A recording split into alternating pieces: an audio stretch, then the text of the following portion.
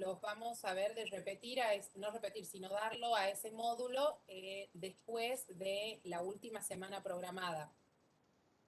Es decir, el módulo 4 va a estar después del módulo 7, la siguiente semana, también un día miércoles, también de 2 a 4 de la tarde, para que, bueno, no cambiemos el horario en el que las personas se puedan hacer su tiempo y disponer para escucharla la clase.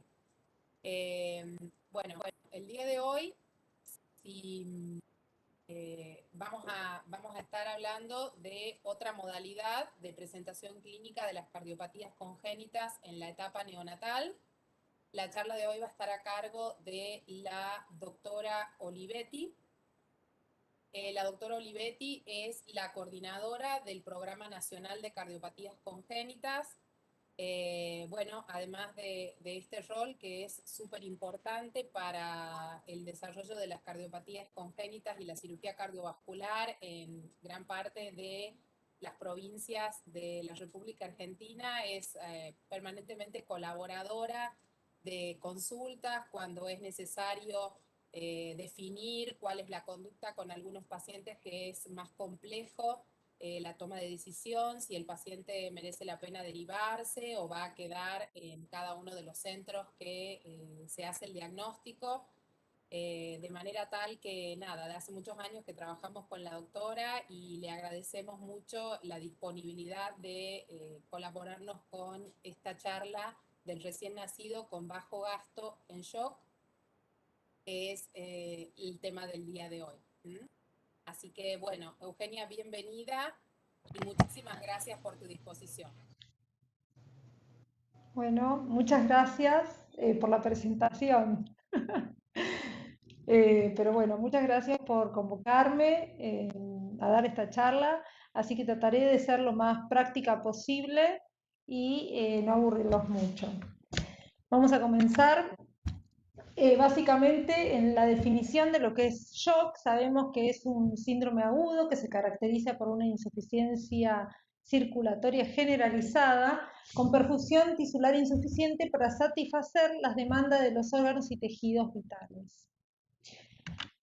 Sabemos cuáles son las causas del shock, sabemos que existe el shock hipovolémico, producido ya sea por pérdida de líquidos electrolitos, como las diarreas y los vómitos, por una hemorragia, por ejemplo, en un sangrado, también producido por un tercer espacio, obviamente cuando tienen ascitis o quemaduras, y en el lactante o neonato, la hipogalactia también puede ser una causa de shock hipovolémico.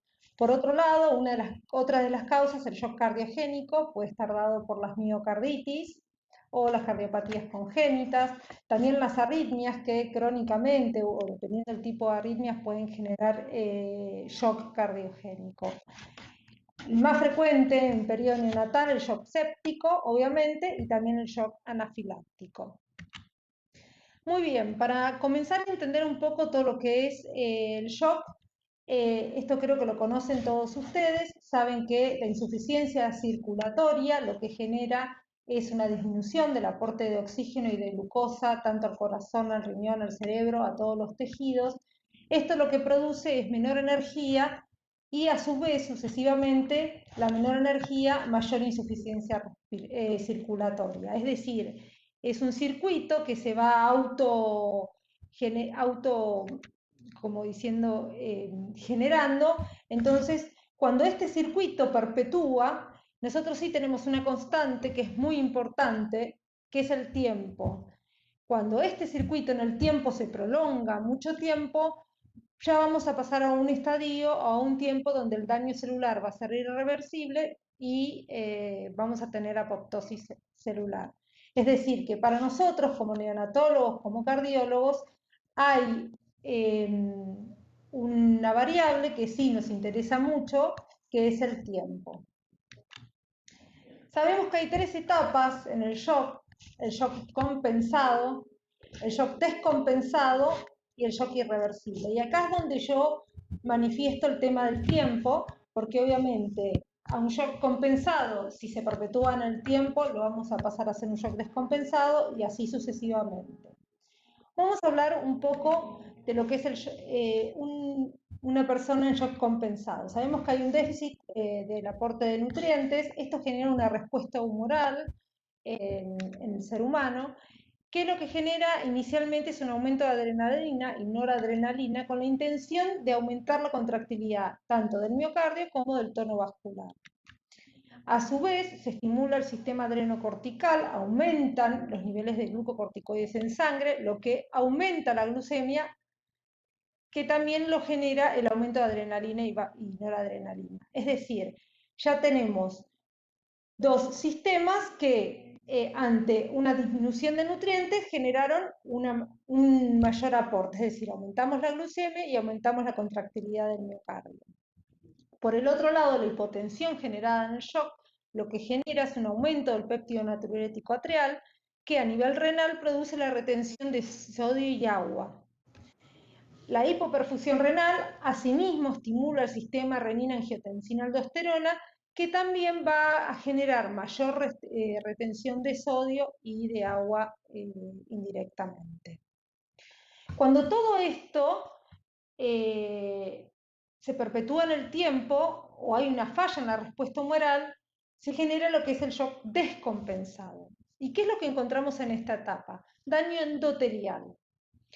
Cuando nosotros tenemos daño endotelial, se activa el sistema de complemento que aumenta los radicales libres en sangre y que a su vez los radicales libres generan más daño endotelial.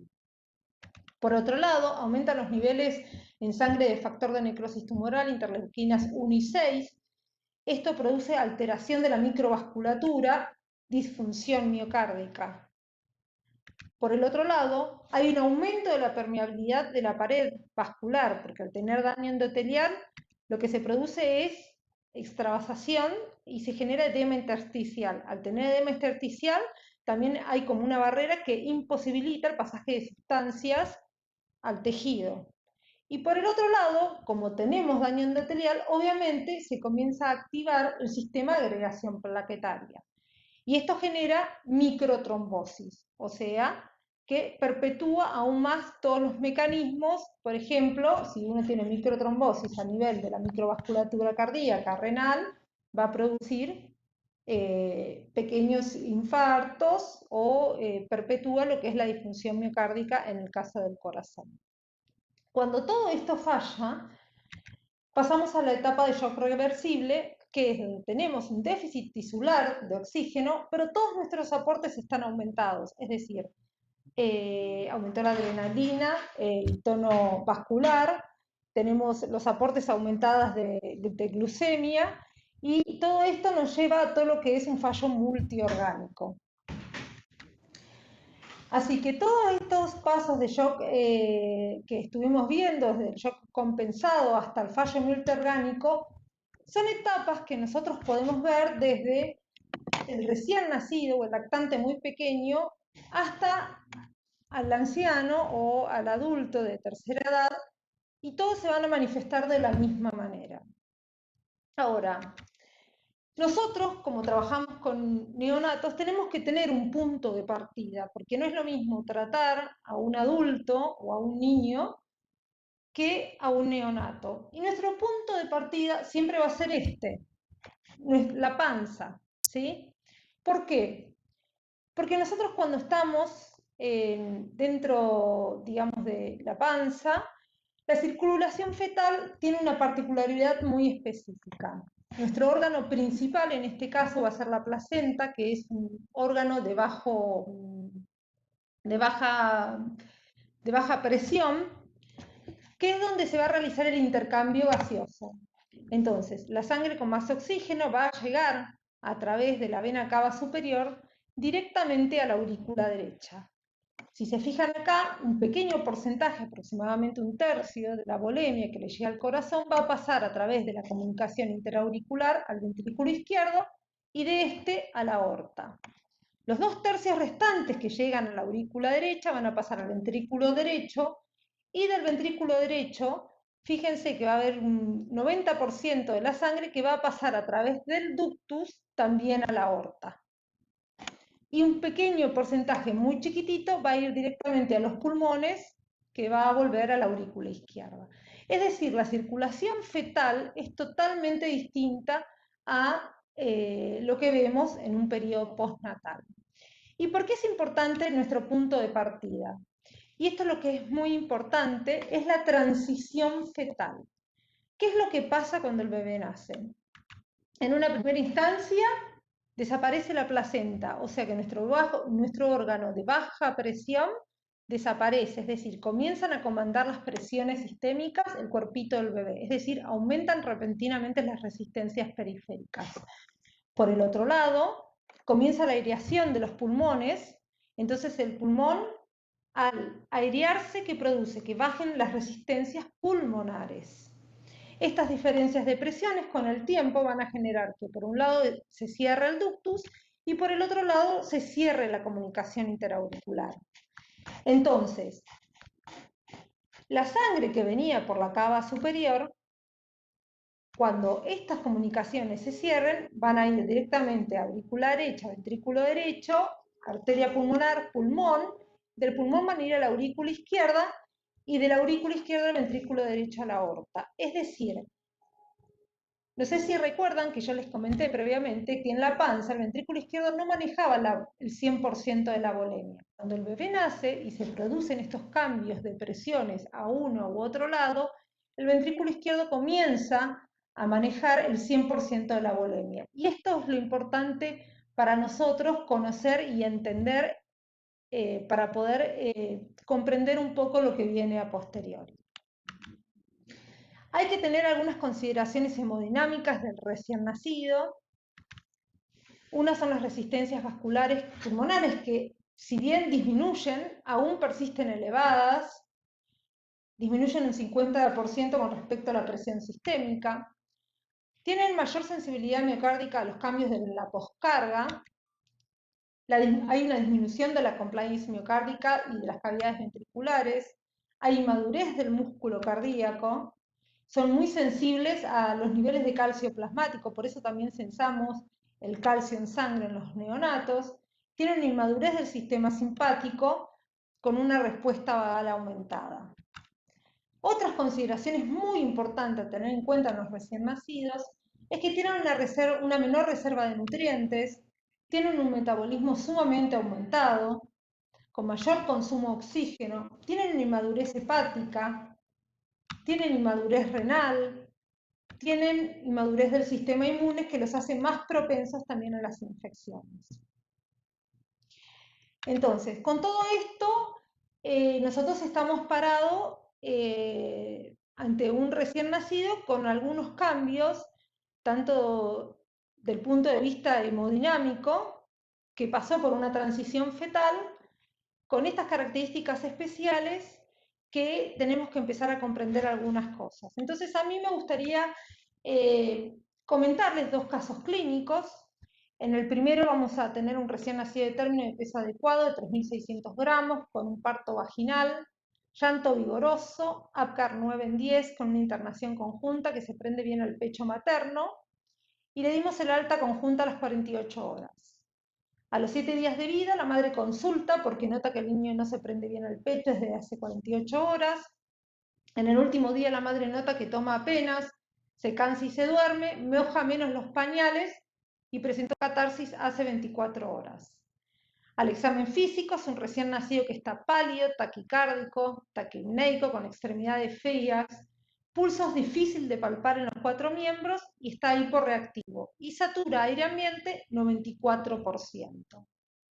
¿Qué hacemos con este neonato? Después tenemos otro paciente que también es un recién nacido de término, que pesa 3 kilos 250, es un primer bebé muy buscado y deseado, nacido por cesárea por falta de trabajo de parto en maternidad de segundo nivel y es un embarazo controlado. Tuvo una internación conjunta, la madre obviamente primeriza, cesárea, dolorida, tuvo mucha dificultad para amamantar al hijo y a las 48 horas previo al alta ve que el bebé presenta mal estado general, lo ve la enfermera, está pálido, está histérico. La madre comenta que no le ha cambiado el pañal con pis desde hace más de 12 horas y cuando lo revisan notan que el bebé tiene una palidez generalizada, que está taquicárdico, taquipneico, que satura el ambiente 80%, con un hígado a 2 centímetros del reborde costal, con un pequeño soplito y tiene los pulsos disminuidos en los 4 miembros y está hiporreactivo. Entonces tenemos acá 2 pacientes con 2 presentaciones clínicas. ¿Qué hacemos en estos casos? Y acá me pareció muy interesante esto que dice las guías del ECRI, el shock en emergencia. Lo que primero tenemos que hacer es un reconocimiento rápido del shock. Todos sabemos que estos niños que estamos viendo seguramente están en la primera etapa del shock. Tenemos que iniciar inmediatamente la resucitación. Obviamente, si vemos que el bebé está respirando bien, no es que lo vamos a ventilar de una, pero sí reconocer cuáles son los factores o cuáles son los elementos que nosotros tenemos que actuar. Corrección inicial del insulto si fuera posible, obviamente. Estamos viendo un neonato en shock. Si vemos que un paciente está sangrando, sabemos que el insulto primario para nosotros va a ser el sangrado de ese bebé. Protección y soporte de la función de los órganos vitales, siempre. Identificación y corrección de los factores agravantes secundarios. Lo vamos a derivar a un centro de mayor complejidad cuando corresponda. Es decir, primero nos dedicamos a estabilizar al neonato y después, cuando vemos que está todo estabilizado, podemos pedir la derivación. Y también todas esas medidas que actuamos y procedimos a hacer para que el bebé esté estable, la tenemos que mantener sí o sí durante el traslado del paciente.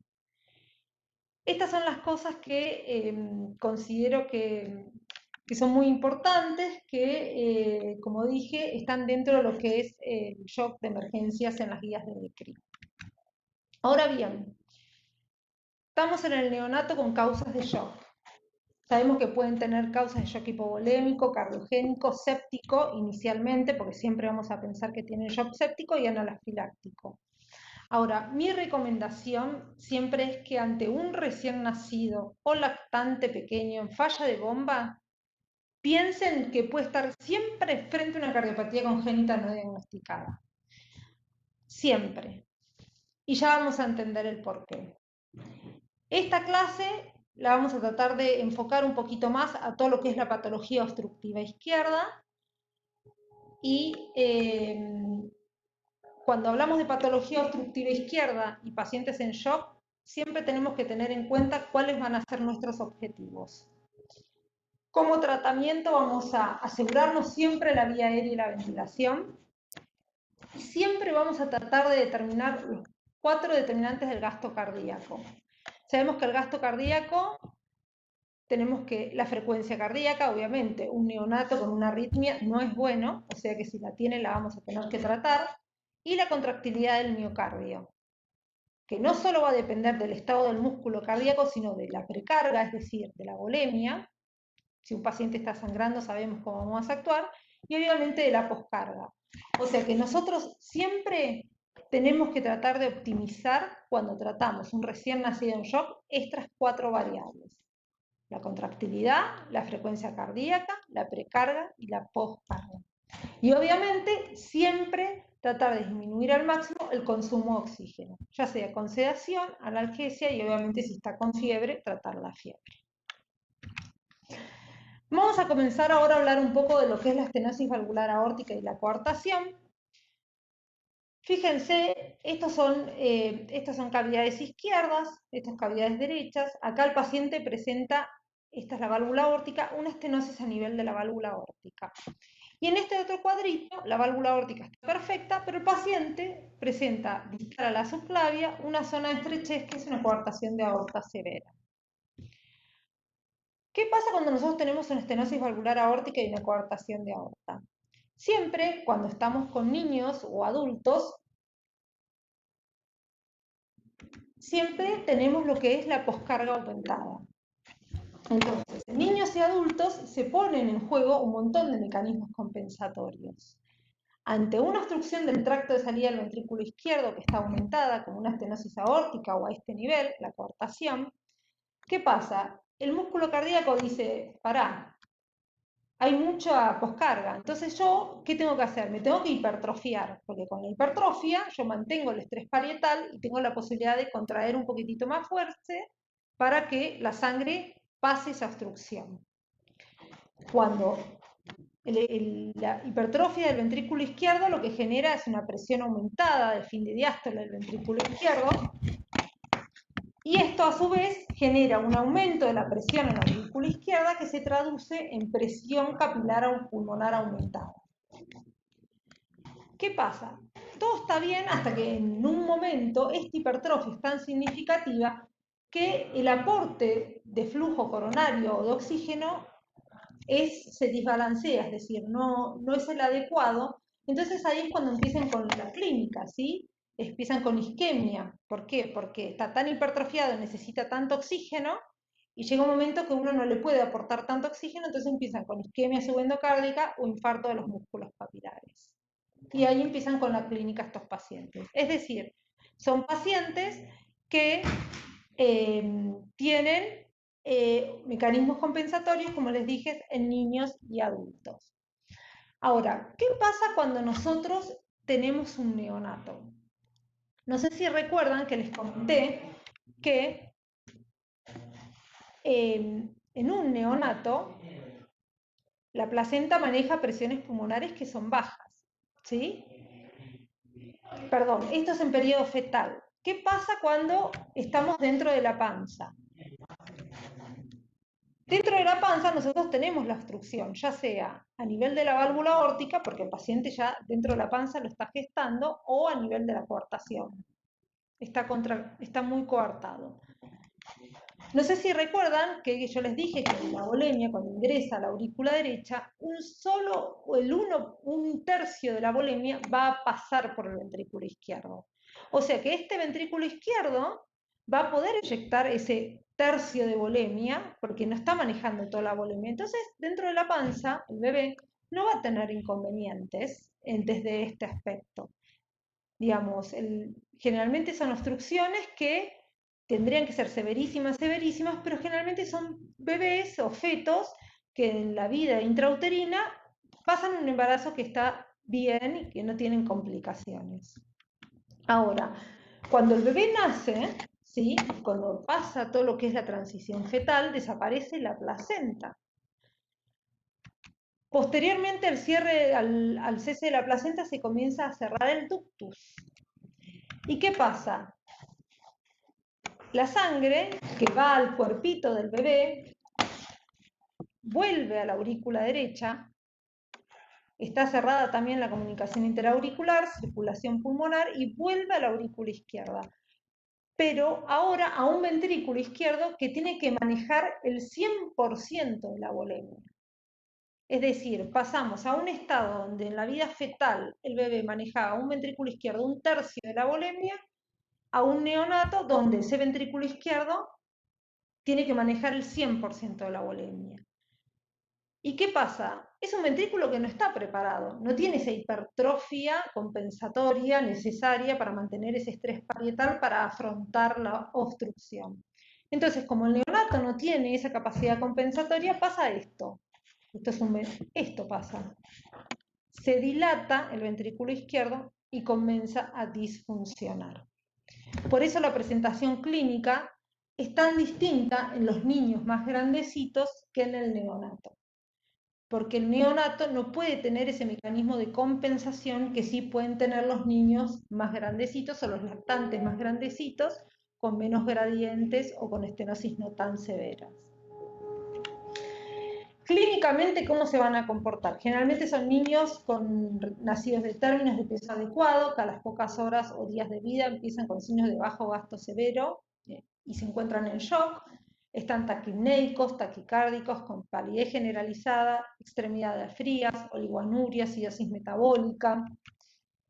Al examen físico, y esto es lo más importante, cuando uno está evaluando un neonato o cualquier niño, el examen físico tiene que ser exhaustivo, porque el examen físico y la clínica nosotros nos van a decir dónde estamos parados. Podemos no escuchar un clic de apertura. A esta altura y en la urgencia no nos interesa. Sí nos interesa saber si tiene tercer ruido. Sí nos interesa súbitamente palparle los pulsos, porque para nosotros es muy importante y eso es inmediato saber si están ausentes o no los tiene, o si están disminuidos, si son iguales en los 4 miembros. Y si la saturación, ¿tá? Porque no se olviden que las interrupciones del arco aórtico a veces se te comportan como las coartaciones severísimas, pero la gran diferencia con las coartaciones es la saturación, ¿sí? Donde la saturación en los miembros inferiores va a ser menor a la saturación de miembros superiores. Muy bien. ¿Cómo va a ser la radiografía de tórax de este bebé? Obviamente, si dijimos que se dilata y disfunciona, nosotros le vamos a encontrar que tiene cardiomegalia. Esta es una radiografía con mucha cardiomegalia, además tiene patología pulmonar, pero es característico la cardiomegalia. ¿Cómo vamos a tratar a estos niños? Dijimos nuestros objetivos. Primero, asegurarnos la vía aérea y la ventilación. Siempre vemos en qué circunstancias está el neonato, ¿no? Si requiere CPAP, si no requiere nada, tal vez solo oxígeno o asistencia respiratoria. Siempre asegurarnos los accesos venosos y, como dije antes, siempre optimizar los 4 determinantes del gasto cardíaco. Obviamente, cuando estamos en un paciente en shock, nuestra primera respuesta, ¿cuál va a ser? El bolo de solución fisiológica, ¿sí? Pero si ese paciente que nosotros sabemos de que puede estar con un ventrículo que está dilatado y que no se contrae porque disfunciona, lo seguimos generando, pasando bolo de solución fisiológica, bolo de solución fisiológica, bolo de solución fisiológica, lo único que hacemos es encharcarlo más. ¿Por qué? Porque el corazón no tiene la capacidad para poder manejar esa precarga. Entonces, estos pacientes inicialmente, después de hacerle todo lo que son los bolos, le tenemos que hacer una restricción hídrica porque su mecanismo requiere que nosotros le hagamos una restricción hídrica. Respecto a la frecuencia cardíaca, obviamente la corrección del medio interno y obviamente de las arritmias si las presentase. ¿Y qué pasa? Vemos que es un recién nacido, que le pasamos líquido, volumen, no responde. Vemos el medio interno, hacemos todo lo que corresponde. El chico sigue sin responder, sigue en shock. Bueno, vamos con los sinotrópicos, por supuesto. Pero a pesar de colocarle los sinotrópicos, vemos que este neonato sigue en esas mismas condiciones, que es estar en shock. ¿Qué es lo que pasa con este neonato? Y bueno, acá está.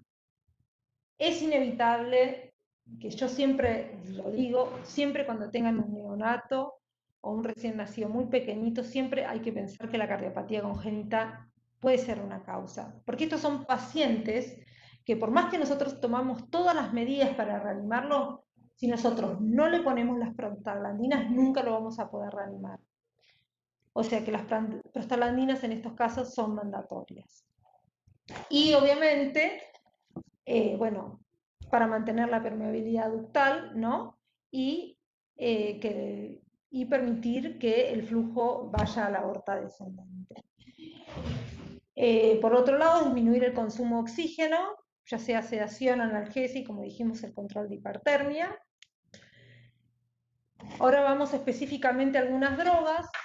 El tratamiento, como dijimos, mandatorio, las prostaglandinas, siempre al inicio con la dosis de 0.05 hasta 0.1 gamma kilo minuto. Posteriormente, cuando ya sabemos que el ductus está abierto y que el paciente se estabilizó con las prostaglandinas, tratamos de mantener una dosis lo mínima posible, entre 0.01 a 0.05 gamma kilo minuto. Todos sabemos que las prostaglandinas se diluyen en dextrosado al 5 y se pasan de forma endovenosa continua. No sé si, que yo creo que todos los neonatólogos tienen este cuadro donde es una forma muy fácil y rápida de administrar las prostaglandinas, que le ponen 0,5 mililitros en 48 mililitros de dextrosado al 5%, eso es así, y después dependiendo del peso del paciente y lo que uno requiere, le pone los mililitros hora. Esto creo que los tienen todos, en el caso de que no los tengan, se los podemos pasar, lo manejan mejor ustedes, me parece, que lo que lo manejamos, que lo manejo yo por lo menos, pero bueno, como para tener en cuenta esto también. Con respecto a los inotrópicos, sabemos que los inotrópicos, hay varios inotrópicos, sabemos que el efecto que queremos depende de los tipos de receptores que hay, sabemos que si el efecto que queremos es a nivel de vasoconstricción, el receptor alfa-1 que se encuentra en los vasos periféricos lo podemos estimular con dopaminas a dosis altas, con adrenalina o noradrenalina. Sabemos que si queremos aumentar la fuerza de la contracción y la frecuencia de la contracción, es a nivel del miocardio, receptores beta-1, donde también vamos a usar dopamina, dobutamina y adrenalina. Y después tenemos a nivel del pulmón y de los vasos periféricos receptores beta-2 que a nivel pulmonar van a producir broncodilatación, como la dobutamina, o como vasodilatador a nivel periférico, como el albuterol.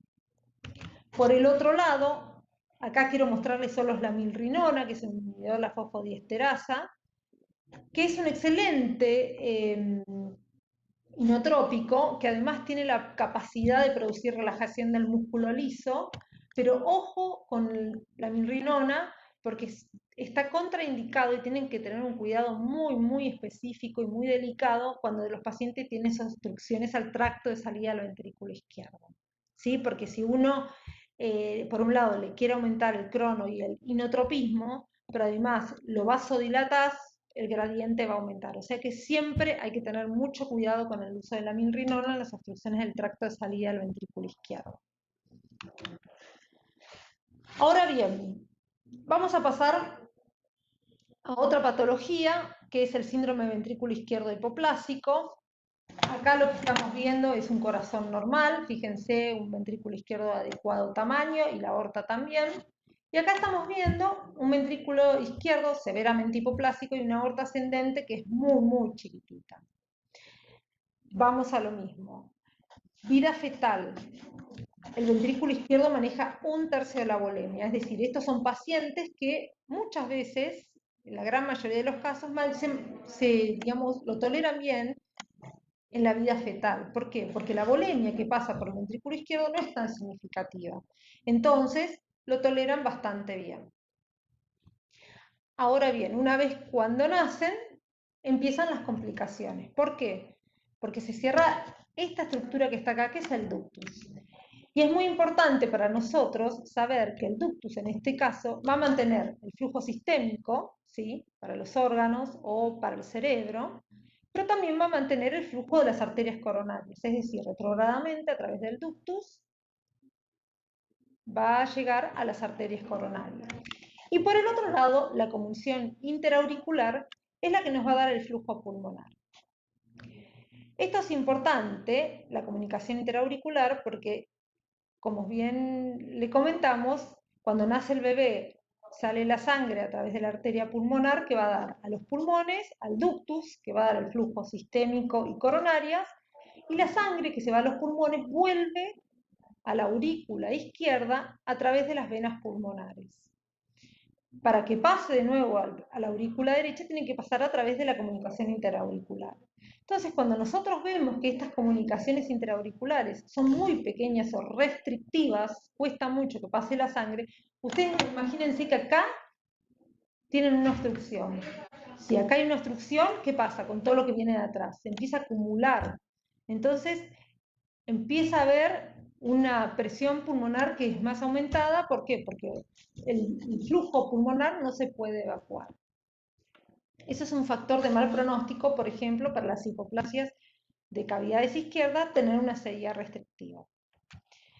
¿Qué pasa con estos niños? La clínica, de nuevo.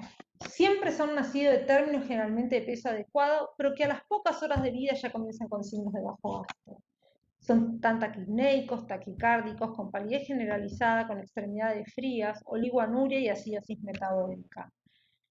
Clínicamente son niños que pueden presentar hepatomegalia, siempre tienen todos los pulsos disminuidos, un primer ruido único y un segundo aumentado por la hipertensión pulmonar, y muchas veces pueden tener un soplo regurgitativo por la insuficiencia de la válvula B.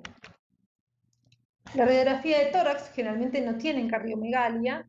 Este es un extremo donde estamos viendo estos pacientes que les comenté previamente, donde tienen una CIA muy pequeña, donde generan obstrucción a la entrada de venas pulmonares, y los pacientes tienen hipertensión pulmonar, tienen esta placa tipo un virus esmerilado, que es muy fea, que a veces uno lo puede confundir con el SALAM o el distrés respiratorio, lo que ven ustedes, mucho patología pulmonar en neo.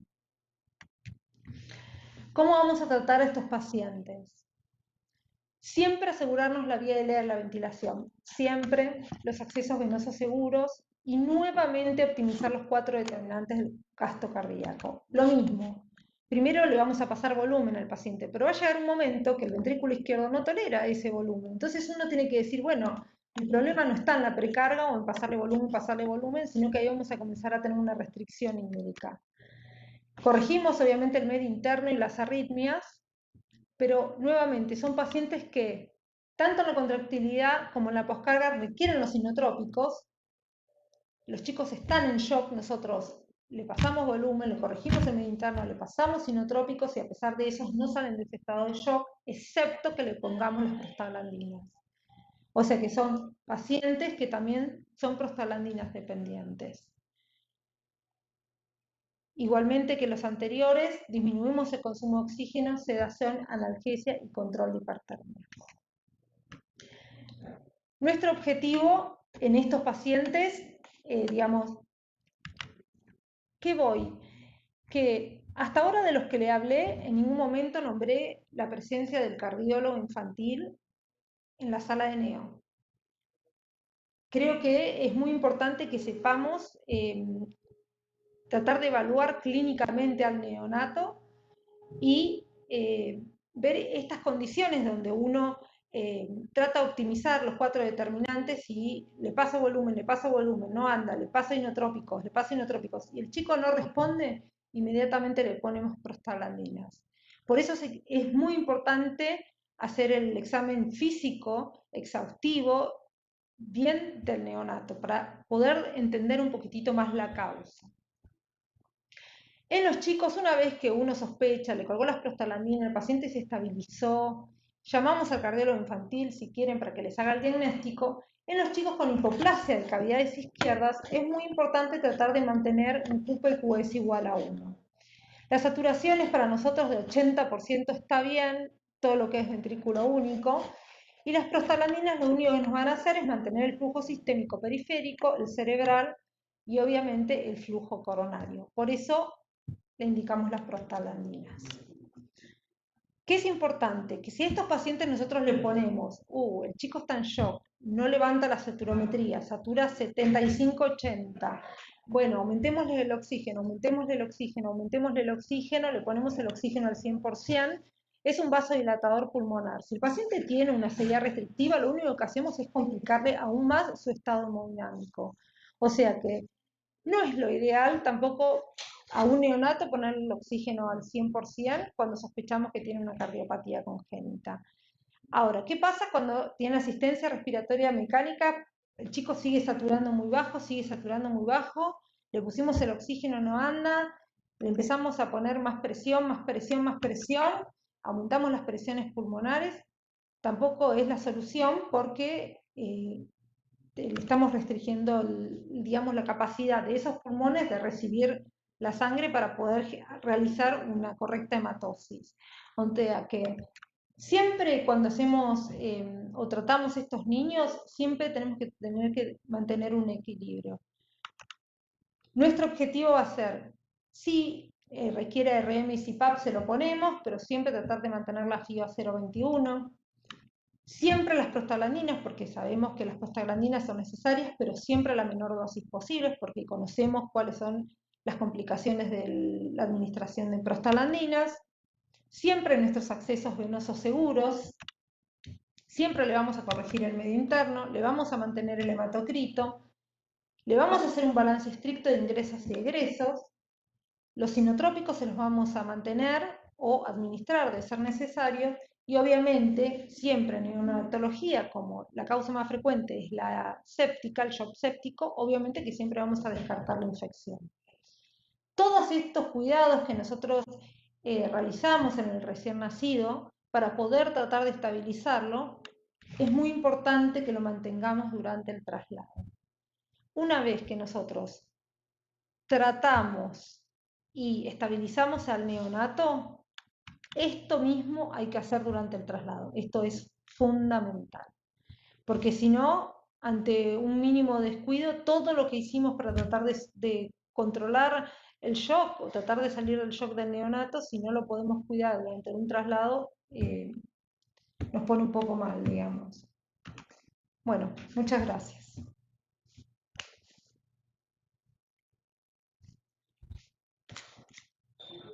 Eugenia, muchas gracias, la verdad que bien completo el tema y nada, muy, muy claro. Así que muchísimas gracias. Todavía, bueno, no hay ninguna pregunta en el chat de la gente que está participando. Me encantaría resaltar el concepto de que la doctora Olivetti remarcó a lo largo de su charla, que es darle gran importancia a los hallazgos clínicos, que el neonatólogo no debe dejar de chequear signos clínicos tan importantes como la palpación de los pulsos, resaltar el tema del tiempo, el tiempo en el paciente que tenemos en shock es importante, y en ganancia o en reconocimiento de esta escasez de tiempo que tenemos para salvar la integridad de los órganos vitales. El otro concepto que también la doctora Betty volcó, que es no bien se instalaron las medidas generales del manejo del shock de múltiples causas, no dejar de tener en presente la causa de las cardiopatías congénitas y con ello tratar de instalar el tratamiento con prostaglandinas. Y el último concepto, que si bien es cierto, el diagnóstico definitivo con la presencia del cardiólogo y el ecocardiograma, todas estas medidas del manejo del shock en el momento agudo son fundamentales, que el neonatólogo tome las decisiones, todas estas decisiones que son muy críticas en función de lo que va pasando, que es el tiempo, y si vamos perdiendo tiempo, vamos ganando vitalidad de los órganos. Tengamos en cuenta que estos dos grupos de cardiopatías congénitas que, digamos, ejemplificó la doctora como causas de estos cuadros de shock, a pesar de que podamos instalar posteriormente una conducta quirúrgica, todo lo que hayamos perdido de vitalidad de órganos nobles en estos momentos en el que el paciente está en shock, van a amenazar lo que sea, digamos, la valoración de la morbimortalidad de este grupo de pacientes una vez que los tengamos que encarar con el tratamiento quirúrgico. Así que bueno, resaltando estos puntos de la clínica, el tiempo y manejarse a tiempo con el uso de prostaglandinas, me parecen relevantes de resaltar de los puntos sobresalientes que la doctora mencionó. Bueno, vamos a presentar un caso clínico más que nos tocó compartir entre la maternidad, posteriormente nosotros para el abordaje quirúrgico del paciente. Si a lo largo de la presentación esta se surgen algunas preguntas, por favor déjenlas en el chat o posteriormente damos eh, lugar a abrir los micrófonos para que le hagan la pregunta directamente. Ahora la doctora Reyes, residente de cirugía cardiovascular, va a presentar el caso clínico a continuación. Ahí compartimos la pantalla.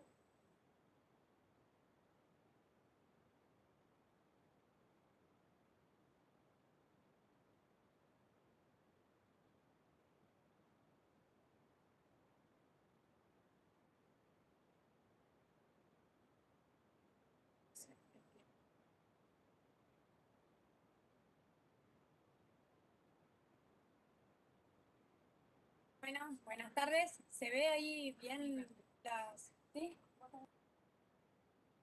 Bueno, ¿cómo están? Buenas tardes. Yo soy Magdalena Reyes, residente de cirugía cardiovascular de acá del Hospital de Niños Se de ve Jujuy. todo negro, ¿eh? ¿Todo negro? Sí. Yo puedo ver perfecto, se ve bien. ¿Sí? ¿Estás viendo, Eugenia, ahora? No, yo no veo, pero bueno, capaz que soy yo acá. Vos ya dejaste de compartir Bueno, pantalla, ¿cierto?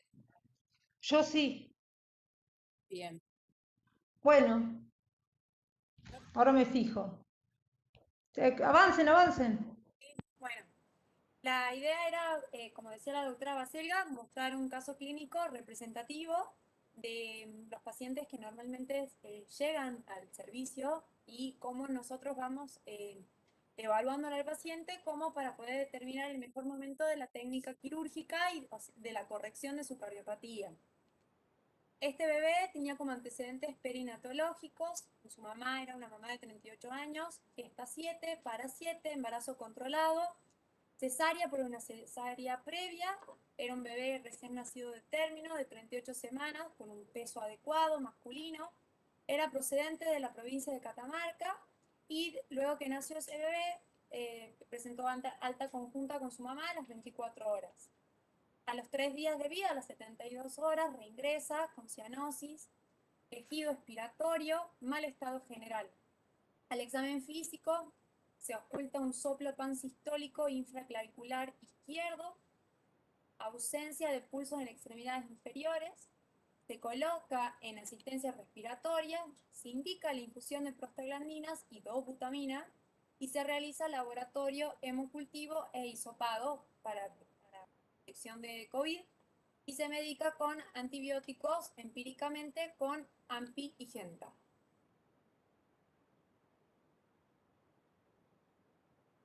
Esta es la radiografía de tórax del ingreso del paciente, donde se ve una silueta cardiotípica, se ve un aumento de cavidades, de ambas cavidades, tanto derechas como izquierdas, se ve que tiene una hepatomegalia y sí, también se ve el atrapamiento aéreo, la horizontalización de las costillas, que también es importante por lo que decía también la doctora, en el momento de poder determinar bien los diagnósticos diferenciales, todas las causas de las posibles causas de shock en los pacientes neonatos. Obviamente acá el bebé ya está ventilado. En el laboratorio de ingreso presentaba 28.000 blancos, 6 de callados, 76 de neutrófilos, un hematocrito de 36 y una hemoglobina de 12, 149.000 plaquetas, GPT de 813, GOT de 178, albúmina de 2.3. El medio interno tenía un pH de 7,10, PCO2 de 50, PO2 de 65, bicarbonato de 14, ácido láctico de 7, saturando 97%.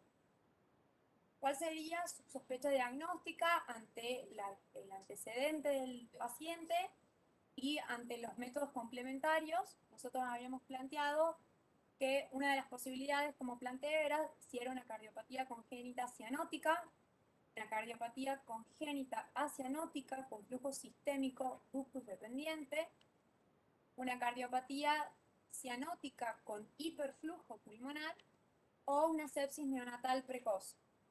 No sé si alguien quiere opinar algo en eso ahora.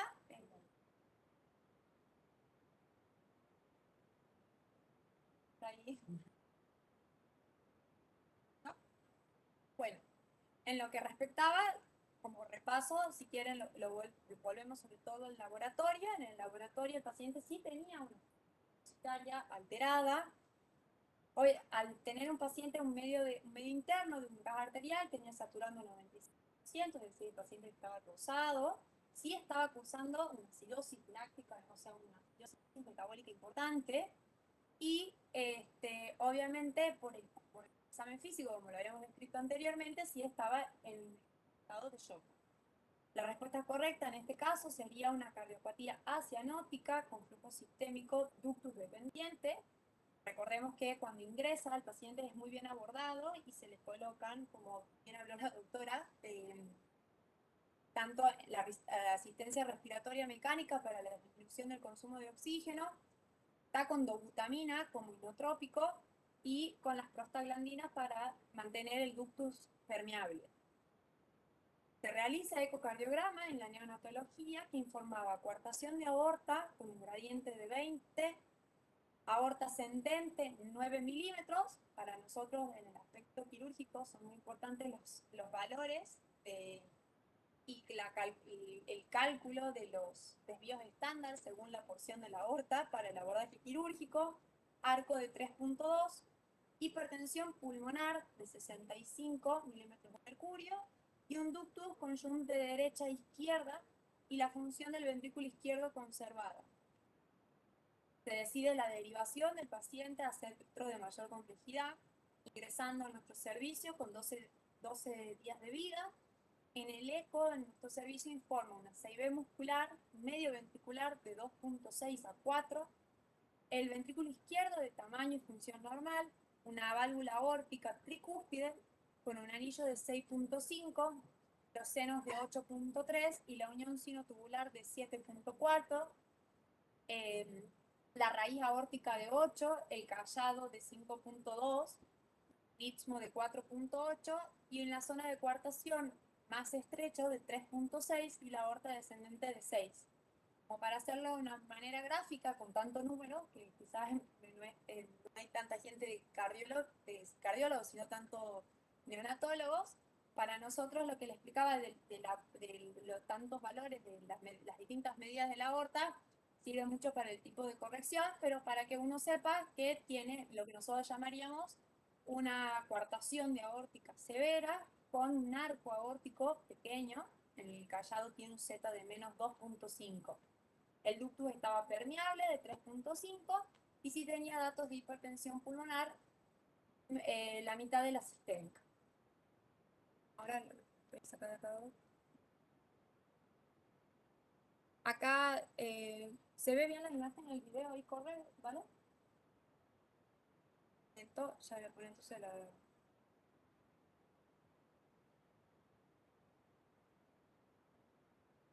Ahí se ve, ¿vale? Ahí más a los gráficos representativos. Bueno, en este corte acá se ve la 6B medio ventricular, que es pequeña, que en este momento no tendría ninguna repercusión hemodinámica en el paciente.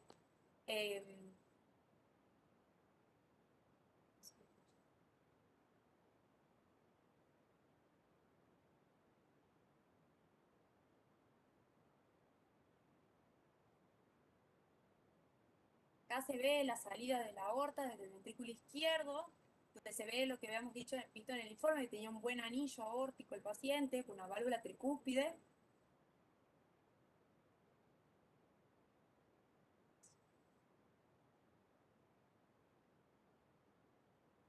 Se ve la pulmonar.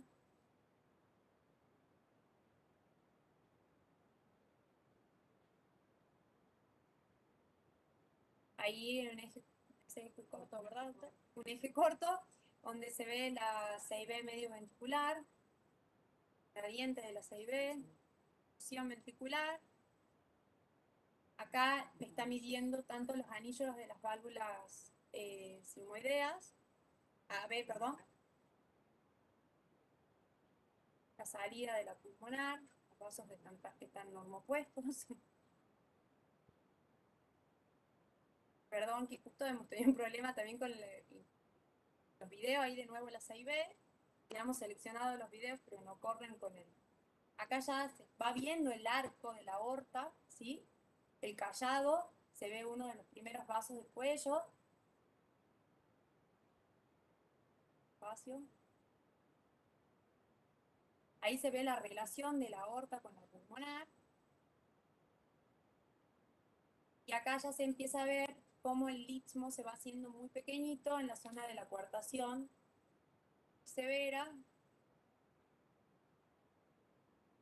y el ducto.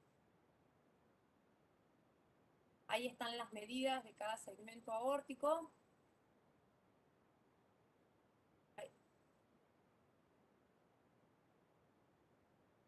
Ahí entonces tendremos aorta ascendente, callado, la zona de la coartación en el istmo aórtico pequeñito, el ductus y la pulmonar. Bueno, me parece que ahí ya fue presentativo.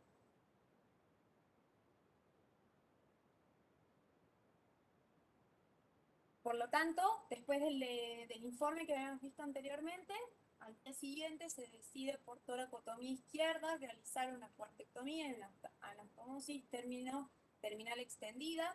El paciente tolera el procedimiento quirúrgico, se inicia el postquirúrgico inmediato, infusión de nitrocruciato y regresa a la terapia cardiovascular. A las 24 horas se extuba, permaneciendo internado 5 días y regresando a su ciudad de origen con muy buena evolución. Muchas gracias. Ya le devuelvo a la doctora.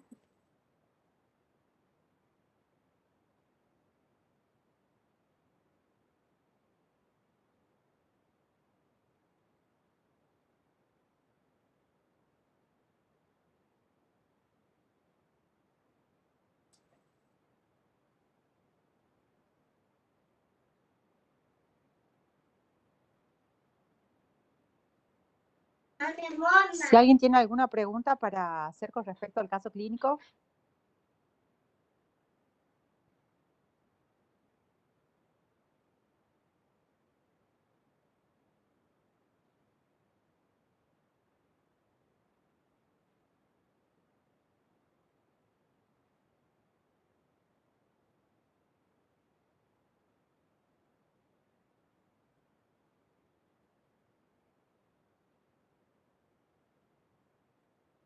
Ve ahí las preguntas, ¿vale?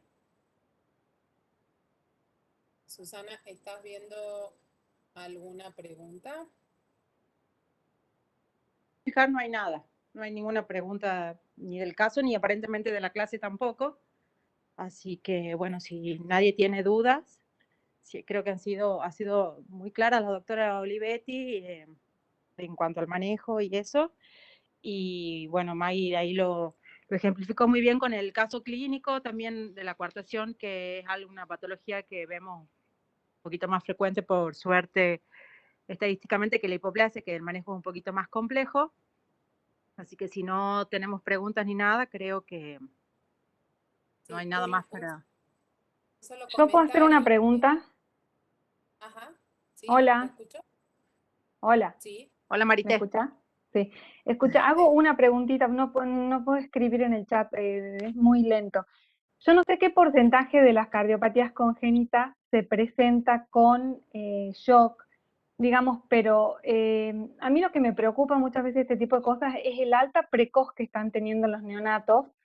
Y en ese periodo de tiempo, porque antes por ahí se externaban por lo menos con mínimo de 48 horas y ahora uno ve que les dan el alta antes de las 24 horas. Entonces, no sé, esa es mi duda, si aumenta la probabilidad de que pase de largo una cardiopatía congénita con la alta precoz y que ingrese en shock. ¿Querés ¿Se contestar, escuchó? Eugenia? Sí. Sí, yo creo que el alta precoz de los recién nacidos indefectiblemente puede ser contraproducente para nosotros. Hay patologías, sobre todo las patologías obstructivas izquierdas, que a veces tardan un poquitito en manifestarse, eh, digamos, pueden pasar desapercibidas. Obviamente que hay medidas que nosotros como médicos no tenemos que dejar pasar, obviamente, que es el test de oximetría de pulso siempre, y cuando hay dudas, el paciente se tiene que quedar y volver a repetirse. Si da dudas, se tiene que quedar, y si da dudas, hay que llamar al cardiólogo infantil para que lo revise. Y eventualmente, en este apuro que hay de hacer un giro cama muy elevado en los neonatos, tal vez algún control antes de la semana de vida, cuando se van, por ejemplo, a las 24 horas, simplemente para saturar también o para ver cómo está el neonato. Porque nosotros hemos visto ahora, durante la pandemia, la doctora Baselga también lo puede comentar, que el número de denuncias ha caído drásticamente. Y también durante la pandemia lo que vimos es que si bien cayó, hubo mucha detección muy tardía, en el sentido de que hemos visto chicos con troncos arteriosos que se diagnosticaron a los 6 meses de edad, digamos, y eso antes no pasaba. O sea que sí, que digamos, algo se ha alterado con todo esto de la pandemia, que nosotros nos apuramos en dar el alta demasiado rápido y a veces es importante dejarlos, como decía usted, doctora, tal vez 48 horas para observación, ¿no? Para ver cómo se adapta ese recién nacido a la vida extrauterina. Bien, sí, coincido, Eugenia, la verdad que uno de los efectos más impactantes para nuestra especialidad en esta pandemia ha sido una pérdida de un capital que se había tenido en estos últimos años, que es en la detección precoz, tanto ya sea porque no se realizaron los controles del embarazo, que es la primera oportunidad para el diagnóstico de estas cardiopatías que son ductus dependientes, como en la instancia postnatal temprana debido al alta precoz. Recordemos, como habíamos hablado en el primer módulo, el uso de esta herramienta, diagnóstico prenatal, para la detección de este grupo de cardiopatías, ya sea las obstructivas izquierdas o ya sea en el caso de las patologías obstructivas totales derechas, o como es la transposición, que son todas patologías que van a ser ductus dependientes, en el cual, haciendo la detección precoz prenatal, vamos a poder prever todo el ámbito de nacimiento de este recién nacido, vamos a poder hacer un manejo oportuno sin llegar a esta instancia de la descompensación del cuadro del shock o estos cuadros severos de acidosis que generan algunas de las cardiopatías cianosantes, y volver a repensar esta instancia de que la utilidad del diagnóstico prenatal durante el control del embarazo, o bien el uso del test de oximetría, que, como habíamos charlado en el primer módulo, tiene mayor sensibilidad cuando se lo utiliza después de las primeras 48 horas de vida. Perdón, después de las primeras 24, entre las 24 y las 48 horas, haciendo un test de oximetría, podemos tener una oportunidad diagnóstica que, bueno, se ha ido perdiendo en esta etapa oscura, digamos, de patologías que no fueron COVID. De manera que, bueno, un poco la idea es resaltar diagnóstico prenatal, el uso de la oximetría de pulso prealta en este grupo de pacientes con obstrucción del tracto de salida izquierda nos va a permitir, vamos a tener, debido al cortocircuito invertido que se puede dar en la circulación a través del ductus, vamos a tener cianosis diferencial, vamos a tener saturaciones diferentes en miembros superiores y miembros inferiores. En el caso de, por ejemplo, las interrupciones de arco aórtico, la hipoplasia de cavidades izquierdas, y por supuesto los trastornos en la palpación de los pulsos, en el caso de las coartaciones de aortas, que son críticas y que van a tener esta presentación a partir del 7º día en muchos casos. De manera que sí, coincido que es preocupante. Y de hecho, el motivo de actualizarnos en pensar en cardiopatías congénitas en la etapa neonatal es lo que motivó mucho a la realización de estas jornadas, ¿no?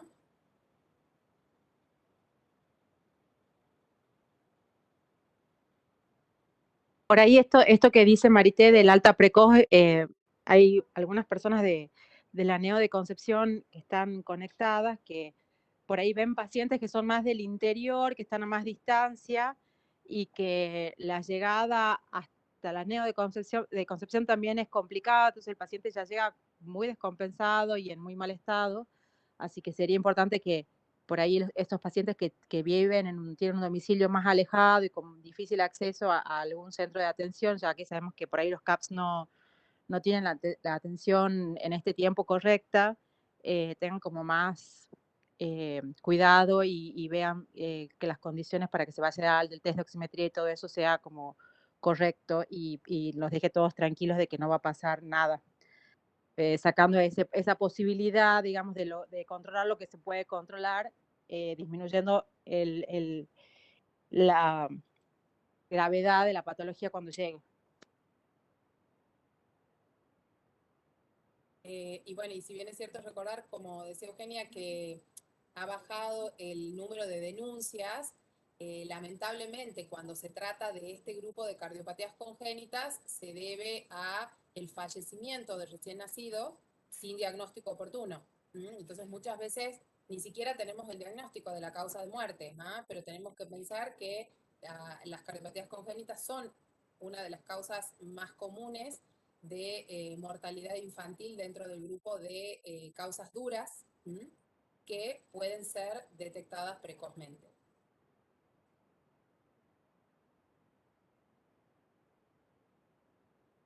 Bien. Bueno, ahí en el chat por lo menos no hay ninguna otra pregunta. Eugenia, muchísimas gracias por la presentación, súper clara y nada, esperemos que haya sido de utilidad para todos los participantes. Vamos a continuar con el siguiente módulo la semana que viene. Hacemos el cierre y la despedida de la doctora. Gracias por la participación y gracias a todos los que han podido escucharla a la charla. Un abrazo. Gracias por la invitación. Gracias, doctora Olivetti. Gracias. Muchas gracias. Chao, hasta luego. Gracias. Espero que que sea de utilidad, nada más. Traté de ser muy concisa. Seguro que sí, ha sido práctica y clara, ¿ah? Así que muchísimas gracias. Bueno, gracias a ustedes. Hasta Nos luego. vemos. Chao, Buenas chao. tardes, doctora, a todos. Quería comentarles que ahora en el link, en el chat les voy a pasar un link donde van a encontrar todo el material adicional de las capacitaciones que ya se vienen dando, ¿sí? Ahí van a poder ingresar y van a poder acceder a los Power y las otras actividades que se pueden ir sumando, ¿sí? Bien, bien. Bueno, muchísimas gracias, Nadia. Gracias a ustedes. Nos vemos el miércoles próximo. Hasta luego. Chao, hasta luego.